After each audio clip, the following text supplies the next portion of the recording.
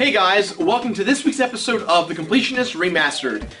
So this week's episode is God of War. Let's get some fun facts out of the way. 50 gigs of data was recorded for the entire process of this review. Several hours worth. Thinking about it now, the game is actually much harder than I played it out to be. I think that I wanted to see much more Invincible in the early days of Season 2, but then this also is one of the new episodes of Season 2 where you get new segments like The Struggle, which is one of my favorite segments of the show that we added. You'll notice my head is shaved. That is for the fact that we won King of the Web, which was a little internet popularity contest that gave you money if you campaign to win. We won $5,000, which helped us get better lights and sound for the show. But we didn't use all that money for the show. We actually donated half of it to charity for Alzheimer's awareness for my mother. We also had a issue being flagged, just like the other episodes have. This one's issue is with the very last section of this music of the episode, which is for Dead Space, something from Dead Space 1, which is next week's episode if you're watching this in order. And with that, it's funny because we didn't get flagged for Dead Space 1, only for God of War, which is kind of weird. Around this time, we got a lot of questions about our thumbnails and what they meant, so I'm going to briefly explain it as best I can. Blue means I completed the game already in my lifetime at one point, 100%, so I'm very familiar with the game. Purple means I just opened the game right before I started recording footage, so I know nothing about the game. I dive right into it and hope that I do really well, and then obviously at that point I do research and go back and complete it. Green or teal is more for the collector's editions, or like, you know, I don't know how to describe it, like All-Stars pack, if you will, so Mario All-Stars, the Zelda Collection pack, that kind of stuff. Gold is just for Final Fantasy VII month, just because I wanted to try and keep that all in unison, and gold is my favorite color, so kind of cool, you know, collector specials. You get the point. And red's for the final episode of 100 Sonic 06, as well as the little video we made for t-shirts and stuff, which isn't very often. So that's it, guys. Let me know what you think about it in the comments below. See you guys next week. I'm still playing Shovel Knight. I know. I'm still playing it. It's still good, guys. It hasn't changed. I'm not even getting paid to say this.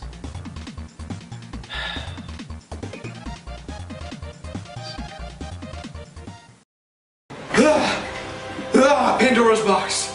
Okay. Should I open it? Or should I leave it alone? Open it? Or leave it alone? I'm gonna play God of War, so I should... What do I do? Open the box, Balderman. Is that a Mario statue? Mario, what are you doing here in my bathroom? And what are you supposed to be, in lawn gnome or something? What is this? This is just a statue. I am speaking from a far-off realm. Okay, I buy that. Mario of Luigi, brothers of brothers, plumbers of plumbers, mustaches of mustaches. What's in this box? What do I do? Should I open the box? I don't know if it's Tuesday or not. What do I do? You will know your fate once you open the box. Alright, if you insist, I will open this box. But before I do, quick question. First off, huge fan. Doki Doki Panic. Now, what was up with that? I mean, that's just bloody... Open the box. Okay. I'll open the box. Push over Jesus.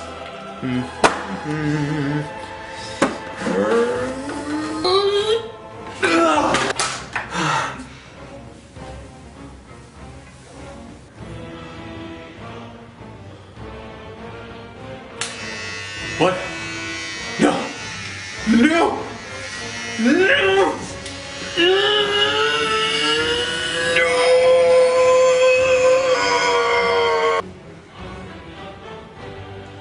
Ares!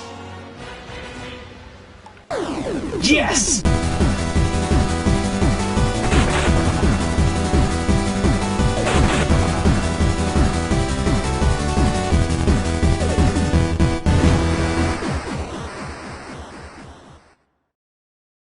God of War of the Worlds of Warcraft 3: The Frozen Throne. Welcome to a brand new episode of The Completionist. And today, guys, is a very special episode because, yes, not only is it episode 2 of the King of the Web Baldwin month, but it's also a game I've never played before. That's right, I have never played this game before. It's a blind review, so let's see how this all works out. I hope to Athena that this game lives to the hype.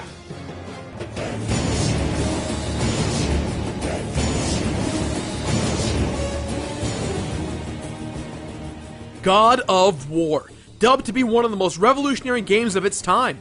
I have no idea what to expect, but already I'm getting excited at the idea of killing guys while looking badass as that dude. But King Baldwin, how could you not have played God of War?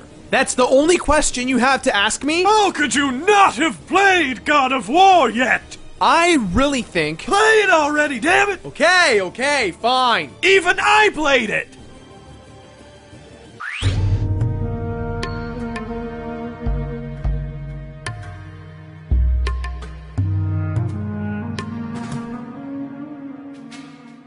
Long ago, in times where gods and mythological creatures existed, lived one of the world's most brutal warriors named Kratos. One of the generals of Sparta, Kratos and his fine army would go up against the toughest of enemies and slaughter them. That is, until one day Kratos fought a horde of barbarians that were just too much for him to handle.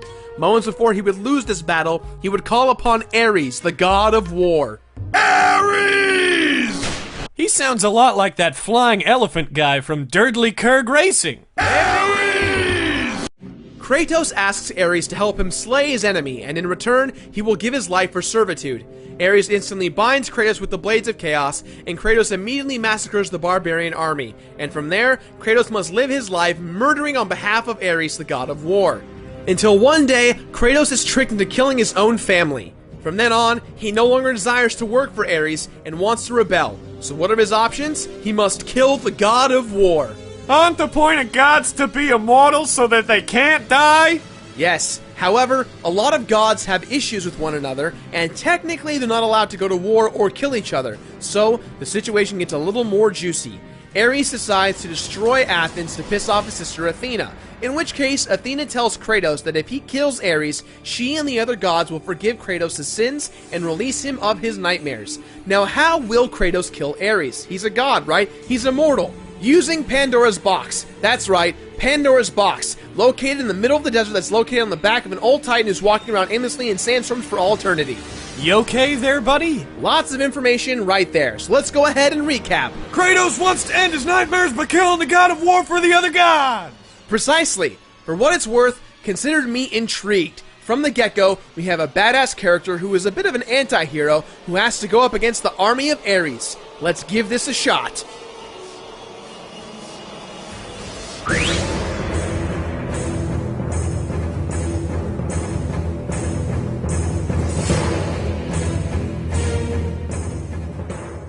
Now before all the purists come out and throw theoretical internet stones, I am playing this on the PlayStation 3 because quite frankly, it just looks so wonderful in HD. It just shines pure genius. Some cutscenes have been updated and the general game's frame rate has been pushed up tremendously, giving that shine and sparkle razzle-dazzle feel for the game.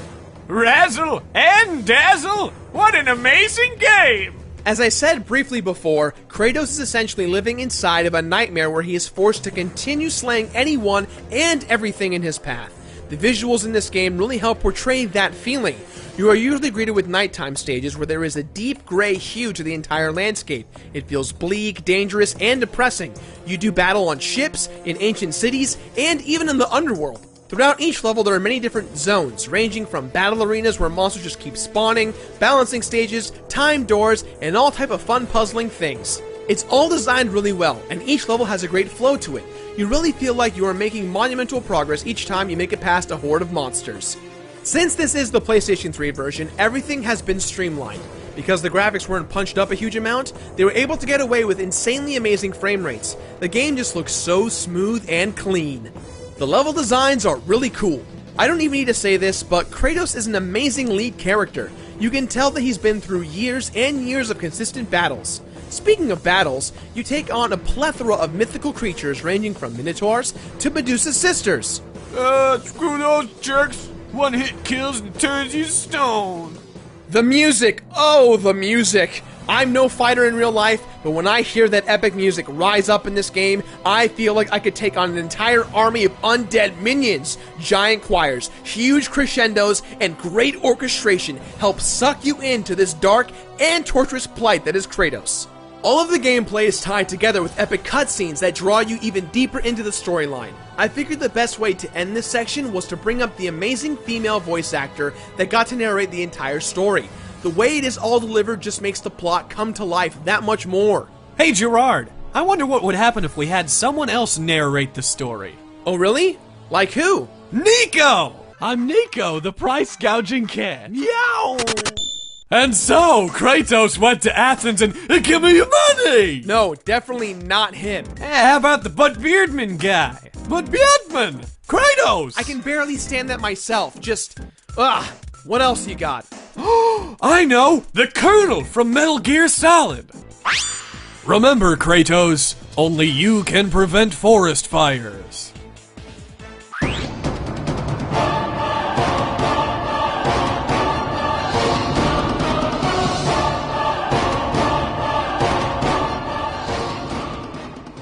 God of War is a third-person hack-and-slash platformer rock'em sock'em robot of a game that challenges you, the gamer, on several different levels of creativity, fun, and frustration all at the same time. And at other times, it does a great job incorporating wonderful, unique puzzles. You guys know I love simple concepts, and God of War's combat is so simple, it makes me want to go get a pair of Chaos Blades for myself. I wouldn't want to shake hands with you.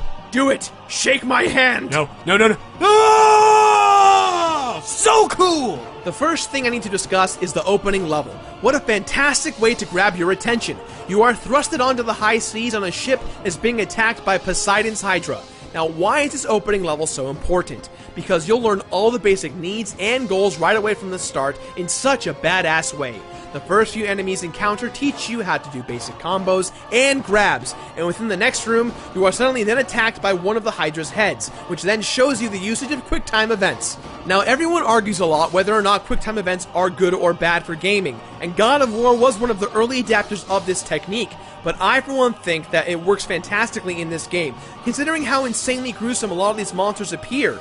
The QuickTime events are justified, and you'll soon learn that after you yank one of the Hydra's heads directly onto a pike. Yeah, that's for trying to eat the Kratos!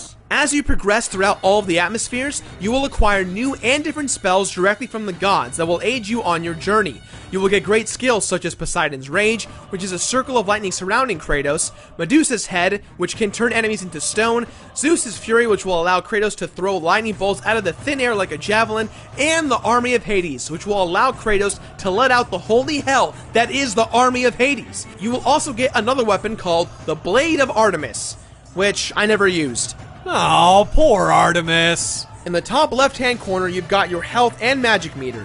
Defeating the enemies will refill those depending on what difficulty you set the game on. There's also several chests that are placed around the game that have two kinds of items, a magic feather and a Gorgon Eye.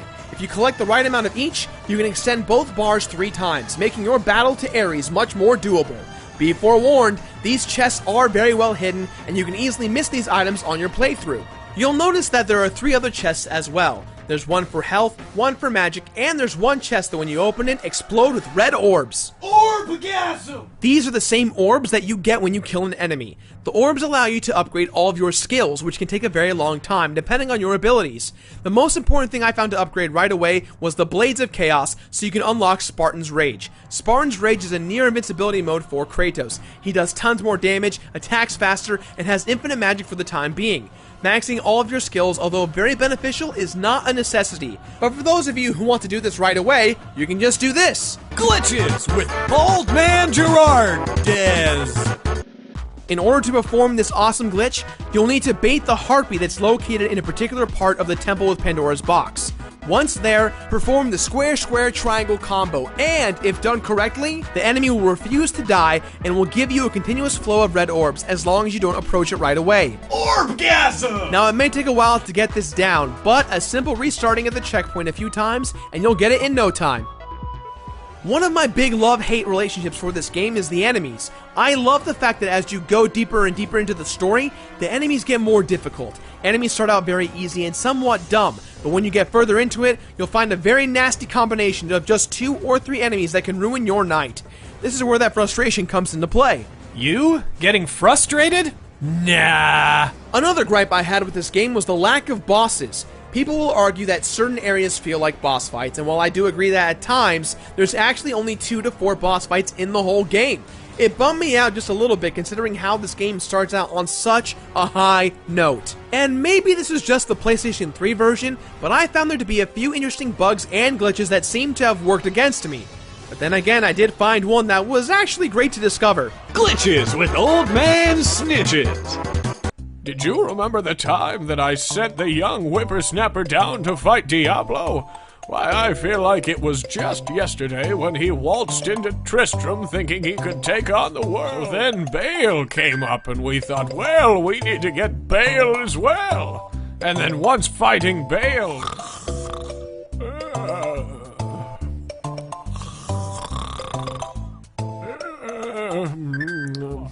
Now surely this foe has been vanquished after he's he's Diablo! He's still alive! It's Diablo! Oh no, he's dead. Just like me. On the inside.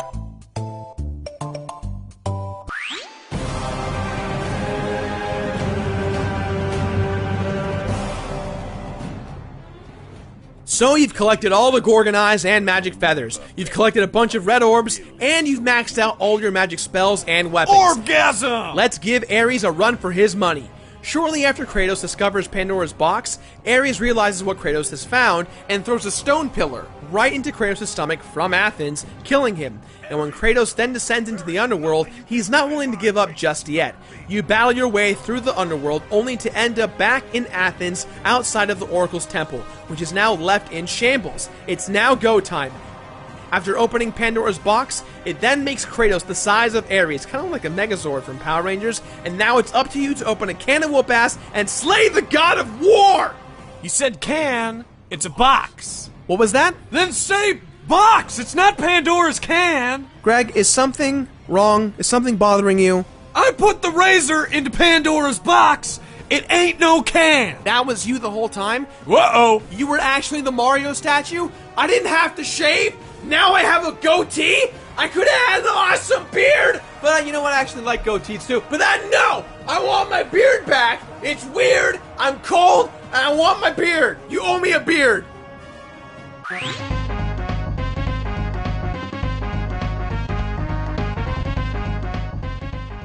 Upon beating this game, several things become unlocked for you to pursue. For starters, now you have access to several behind-the-scenes videos that give you great insight as to what went on behind a lot of the thought process and development for God of War. You also have the ability to compete in the trials, which feature 10 gruesome challenges of defeating whatever is thrown at you. And boy, this is actually pretty difficult. Did I mention that you have to do this all in one sitting? Yikes. Now there's something I didn't have patience for. After beating the trials, you will then unlock several costumes that are actually really fun and interesting to play with. Kratos dressed as a cow, dressed as a businessman, even dressed as a chef. And now what they don't tell you is that each specific costume actually gives a benefit, so when you start the game over again, you may discover something other than just a new badass outfit. If you look harder at the treasures list, you will see there's 2 secret messages there. In order to gain access to these 2 messages, you need to perform 2 tasks. The first and more difficult of the 2 is, yeah, you guessed it, playing God of War on God mode. Costumes are disabled for this challenge, so you need to play through it as best as you can, and it will take quite a while. Doing this playthrough will also give you access to Ares' armor as well.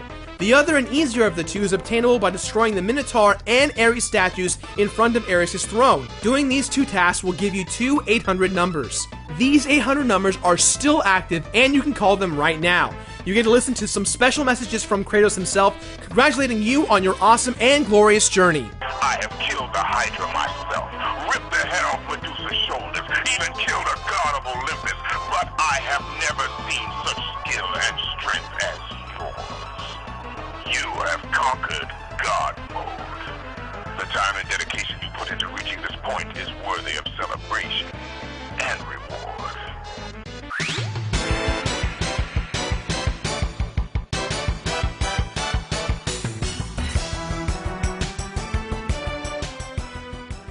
Fortunately for me, the struggle to complete this game, although very difficult, felt incredibly rewarding and well-deserved. Upon first playthrough, you get almost all the basic trophies in one run, just as long as you are aware that the trophy is there. It's very easy to stumble through this game and miss your chance. I'm actually pretty upset that completing the game on God mode was not a trophy, considering how difficult it was to do this. You'd think they would at least offer you a fake digital trophy, especially after dealing with the never-ending supply of Kratoses in that fight. Okay there, completion boy. You wanna do it? You give it a shot! The most difficult trophy in this entire lineup has to be the 5-hour run, which honestly isn't that bad, especially since you can choose any setting you want and can wear any of the outfits. I beat this game in 3 hours and 35 minutes dressed as a cow, and I had unlimited magic. I bet your udders were all uttered out. Orgasm! Overall, God of War was an exceptional experience, and for those of you looking for a challenge, I highly recommend going for the trophies. God mode, not necessary. Let me put you guys at ease by saying that God of War definitely lived up to the hype, and then some. The fantastic simplistic combat, all of the great spells you get, the way you can level up Kratos to be super badass, and most of all, the trophies definitely make the extra effort you want to put into a PS3 HD upgraded remix kind of game. I can't wait to play God of War 2, 3, and the origin stories. With that in mind, guys, this game gets my completionist rating of completed. Dude, aren't these lights awesome? Completed! That's all the time we have for today, guys, so please, as always, leave your positive and negative comments in the boxes below. Don't forget to leave your suggestions for the future of the show, and face twit tamblegrams if you're into that whole social networking thing. Face, twit, tamblegram. 4 of them. Do it. If you want. No pressure. No pressure. Pressure. Now if you excuse me. Whoa! Who turned out the lights? Turn on the lights! Turn on the lights! Do you guys hear that? Necromorphs. Let's do this.